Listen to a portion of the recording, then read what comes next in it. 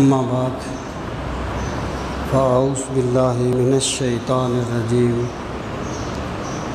بسم اللہ الرحمن الرحیم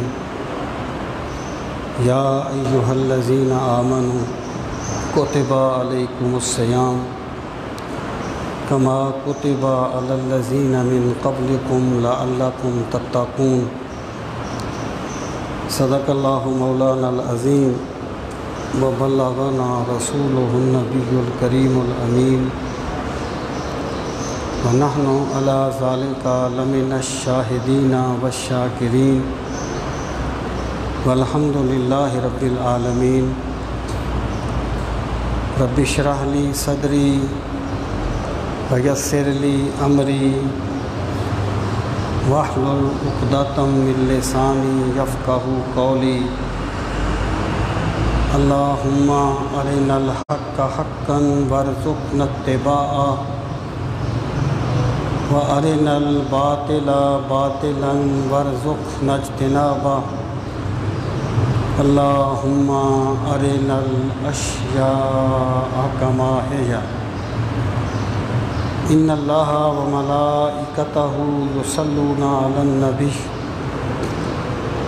یا ایہا الذین آمنوا صلوا علیہ وسلموا تسلیما اللہم صل وسلم علی سیدنا و مولانا محمد وعلی آل و اصحاب سیدنا و مولانا محمد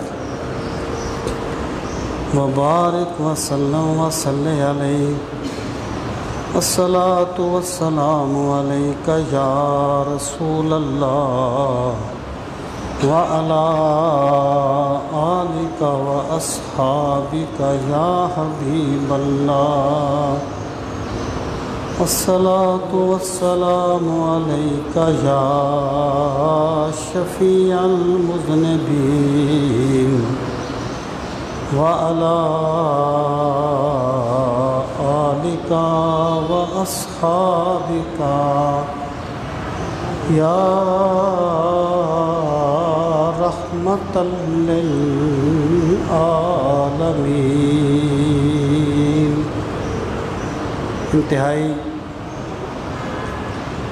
عزت و احترام کے لائق قابل تکریم معزز و محترم سامعین کرام، یہ اس رمضان المبارک کا پہلا جمعۃ المبارک ہے۔ اللہ تعالی ہم سب کو اس ماہ مبارک کی برکتوں کو سمیٹنے کی توفیق نصیب فرمائے، اور اللہ تعالی اس بابرکت مہینے کے صدقے میں ہمیں اس آفت سے محفوظ فرمائے اور تمام زمینی و آسمانی آفات سے محفوظ فرمائے۔ حالات کی اس تبدیلی کی وجہ سے آج بھی کوئی باقاعدہ تقریر تو نہیں ہوگی، لیکن 2-3 باتیں میں عرض کرنا چاہتا ہوں۔ پہلی چیز یہ ہے کہ روزوں کا مقصد کیا ہے اور وہ مقصد کس طریقے سے حاصل ہوتا ہے، اور دوسری چیز یہ کہ باوجود کافر ہونے کے قادیانیوں کو عام اقلیتوں کے حقوق کیوں نہیں مل سکتے، اور تیسری چیز یہ کہ کیا حدیث پاک کی روشنی میں کوئی ایسی بات ہے کہ جب ثریا ستارہ طلوع ہوگا تو کرونا ختم ہو جائے گا؟ 12 مئی کو جب ثریا ستارہ طلوع ہوگا تو کرونا ختم ہو جائے گا، کیا اس کا حدیث پاک میں کوئی تذکرہ ہے، یا یہ ہم خام خواہ ایک بات کو منسوب کر رہے ہیں؟ سامعین محترم، جہاں تک پہلی بات کا تعلق ہے کہ روزے کا مقصد کیا ہے، اللہ نے ہمیں کہا کہ روزہ رکھو. ہم سارے لوگ روزہ رکھتے ہیں. آج کل تو موسم اتنا گرم نہیں ہے، ورنہ بڑی شدید گرمی میں بڑی مشقت کے ساتھ بھی روزہ رکھتے ہیں. تو اس کا مقصد کیا ہے؟ یہاں پر یہ بات ہمیں اچھی طرح سمجھ لینی چاہیے کہ اسلام کی جتنی بھی عبادتیں ہیں وہ صرف ایک رسم نہیں ہیں، وہ ایک عادت نہیں ہے، بلکہ اسلام کی تمام عبادتیں وہ راستہ ہیں جو اللہ رب العزت نے بندے کے لیے طے کیا ہے کہ تم اس طریقے سے چل کے میری بارگاہ میں آؤ تو میں تم پر اپنی محبت کے راستے کشادہ کر دوں گا. یعنی جس طریقے سے اللہ تعالیٰ نے دیکھنے کا ذریعہ آنکھ کو بنایا ہے، سننے کا ذریعہ کان کو بنایا ہے، اسی طرح اللہ تعالیٰ نے تعمیر شخصیت کا ذریعہ عبادات کو بنایا ہے. جو اقبال نے کہا تھا، یہ ذکر نیم شبی، یہ مراقبے، یہ سرور، تیری خودی کے نگہباں نہیں تو کچھ بھی نہیں. اب یہاں تک روزوں کا تعلق ہے تو اللہ رب العزت نے روزے کو فرض کرنے کا مقصد یہ بیان فرمایا، لعلکم تتقون، تاکہ تم متقی بن جاؤ. یہ تقویٰ کیا ہے اور روزے کے ساتھ اس کا تعلق کیا ہے؟ تقویٰ کا جو لفظ ہے یہ وقایتن سے نکلا ہے، یا وقیون. اس کا معنی ہوتا ہے کسی چیز سے اوائڈ کرنا، کسی چیز سے احتراز کرنا، کسی چیز سے بچنا. تو شریعت میں تقویٰ کیا ہے؟ شریعت میں تقویٰ یہ ہے کہ انسان میں اللہ کی محبت اس طرح آ جائے کہ جب زندگی میں وہ کوئی بھی کام کرنے لگے تو وہ سوچے کہ کیا یہ کام کرنے سے میرا خدا مجھ سے ناراض تو نہیں ہو جائے گا. یعنی اللہ جیسے ایک بندے کو دیکھے، پھر اللہ تعالیٰ کا جو خوف ہے نا، اس کی کئی بنیادیں ہیں اور اپنی اپنی جگہ پر سب کی ایک اہمیت ہے. اللہ تعالیٰ سے ڈرنا جو ہے اس کی ایک بنیاد یہ ہے کہ اگر میں نے اللہ تعالیٰ کی نافرمانی کی تو مجھے عذاب ہوگا، مجھے دوزخ میں جلنا پڑے گا. یہ بھی ایک بنیاد ہے، اور یہ بنیاد بھی کوئی یعنی بری نہیں ہے، قرآن کریم میں بھی اس کو بنیاد بنایا گیا. اور دوسرا یہ ہے کہ کوئی بندہ یہ سوچے کہ اگر میں نے اللہ تعالیٰ کی نافرمانی کی تو اللہ تعالیٰ کی ناشکری کرنے سے کہیں اللہ مجھ سے نعمتیں نہ چھین لے. پھر بندہ اللہ سے ڈرے کہ مجھ پر جو نعمتیں ہیں وہ چھن نہ جائیں. یہ بھی ایک مرحلہ ہے. اور اللہ تعالیٰ سے ڈرنے کا سب سے اعلیٰ سبب یہ ہے کہ جیسے ایک بندہ اس بات سے ڈرتا ہے کہ اس کا محبوب بندہ اس سے ناراض نہ ہو جائے. ایک بندے کو اپنے شیخ سے بڑی محبت ہے، اپنے باپ سے بڑی محبت ہے، اپنی والدہ سے بڑی محبت ہے. وہ بندہ ڈرتا ہے کہ اگر میں نے یہ کام کیا تو میرا شیخ مجھ سے ناراض نہ ہو جائے، میرا محبوب مجھ سے روٹھ نہ جائے. تو اللہ تعالیٰ سے ڈرنے کا سب سے اعلیٰ سبب اللہ کی محبت ہونا چاہیے کہ بندے کو اللہ سے اتنی محبت ہو کہ بندہ اللہ تعالیٰ کی نافرمانی کرتے ہوئے سوچ کر بھی ڈر جائے. اس کو تقویٰ کہا جاتا ہے. تو اللہ تعالیٰ نے فرمایا تم پر جو میں نے روزے فرض کیے ہیں ان روزوں کا مقصد تمہیں مشقت میں ڈالنا نہیں ہے۔ یہ کچھ مذاہب میں یہ کنسیپٹ آ گیا تھا، وہ کہتے تھے کہ اللہ تعالیٰ بندے کو مشقت میں ڈال کے خوش ہوتا ہے، بندہ جتنی تکلیف اٹھائے گا اللہ تعالیٰ اتنا ہی خوش ہوتا ہے، اس لیے وہ اپنے آپ کو بڑی بڑی مشقتوں میں بے جا ڈال لیتے تھے۔ کوئی کہتا ہے جی میں سائے میں نہیں بیٹھوں گا، کوئی کہتا ہے جی میں گوشت نہیں کھاؤں گا، کوئی کہتا ہے میں ٹھنڈا پانی نہیں پیوں گا، اپنے آپ کو بے جا مشقتوں میں ڈالتے تھے۔ اسلام نے اس کنسیپٹ کو بدل دیا ہے۔ اسلام یہ کہتا ہے کہ عبادت کا مقصد بندے کو مشقت میں ڈالنا نہیں ہے، بلکہ عبادت کا مقصد اللہ تعالیٰ کے حکم کے سامنے سر جھکا دینا ہے۔ جب اللہ فرمائے کہ روزہ رکھو تو روزہ رکھنا عبادت ہے، اللہ فرمائے روزہ کھول دو تو روزہ کھولنا عبادت ہے۔ عبادت مشقت میں ڈالنے کا نام نہیں ہے، عبادت اللہ تعالیٰ کی حکم کے سامنے سر تسلیم خم کر دینے کا نام ہے۔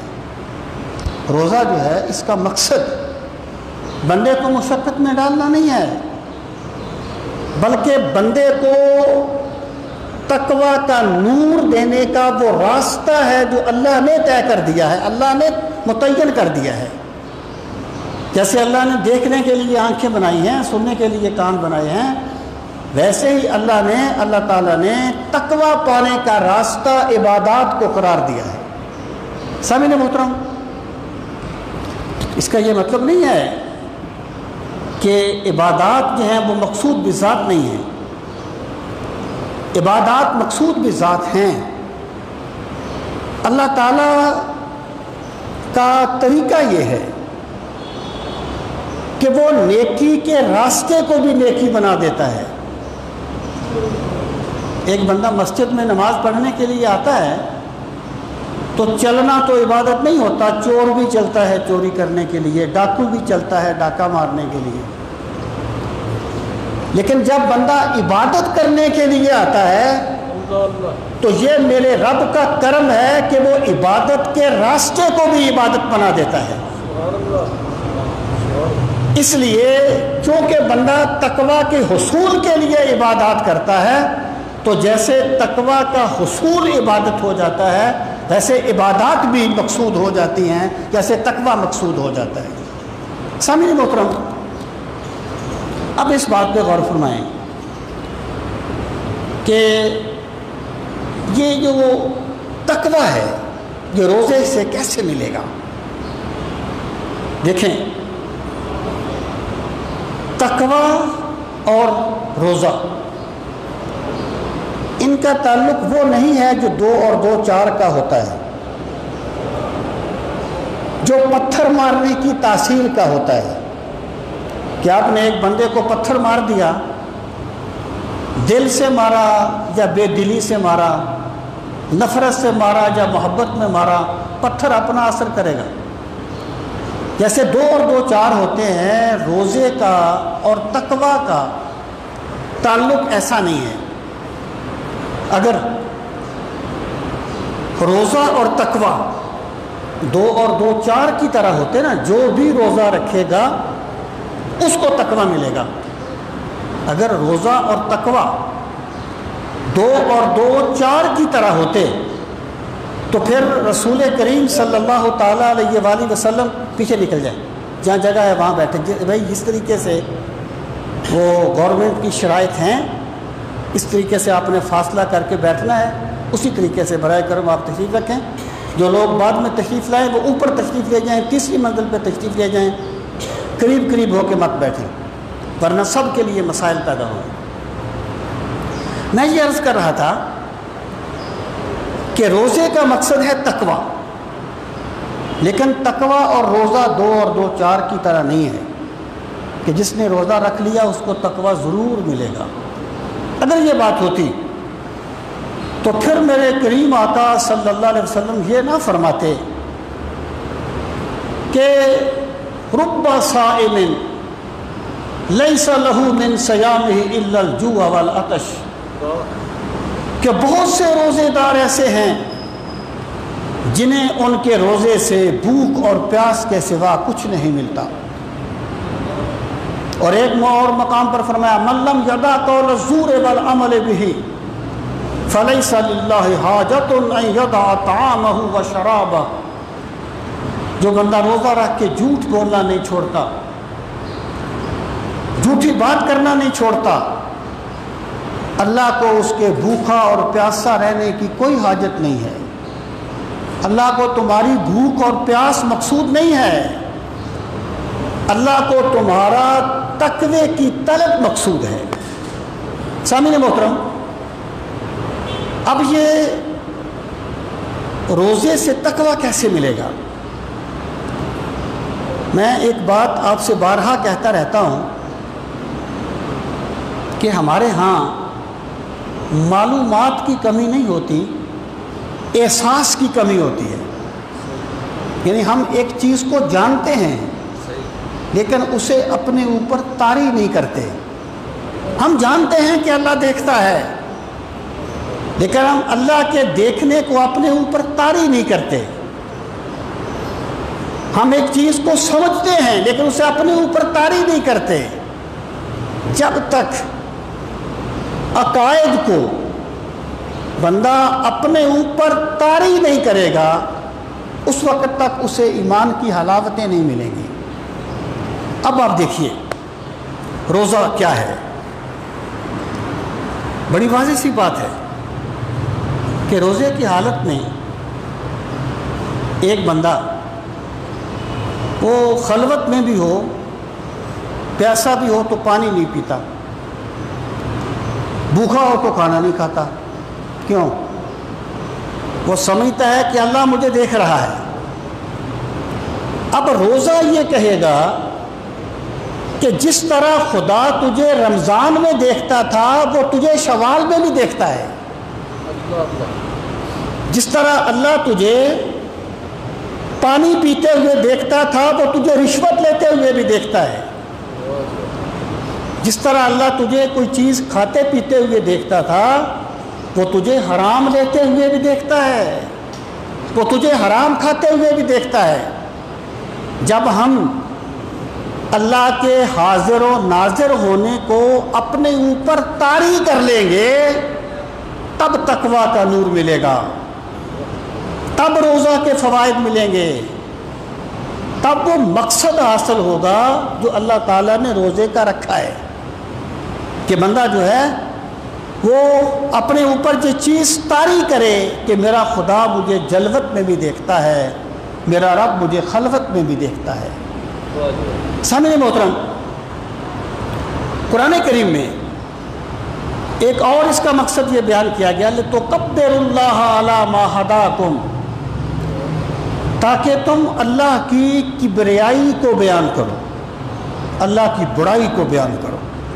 اب یہ کسی کی بڑائی کو بیان کرنے کا مقصد کیا ہے، طریقہ کیا ہے؟ آپ نے ایک بندے کو مان لیا کہ جی بہت اعلیٰ بندہ ہے، بڑی شان والا ہے۔ ایک بندہ نے یہ تو کہتا ہے کہ تو بڑی شان والا ہے، تو بڑا اعلیٰ ہے، لیکن اس کی بات نہیں مانتا، تو وہ دراصل اس کی بڑائی کو مان نہیں رہا، اس کے ساتھ مذاق کر رہا ہے۔ روزہ کیا ہے کہ بندے نے یہ کہا کہ پروردگار مجھے گرمیوں میں ٹھنڈا پانی بڑا محبوب ہے، مجھے کھانا بہت اچھا لگتا ہے، میں بھوکا رہنے سے بچتا ہوں، لیکن پروردگار کیونکہ تیرا حکم آ گیا نا کہ کھانا پینا چھوڑ دو، کہ مولا ہم نے تیری عظمت کو مانتے ہوئے کھانا پینا چھوڑ دیا۔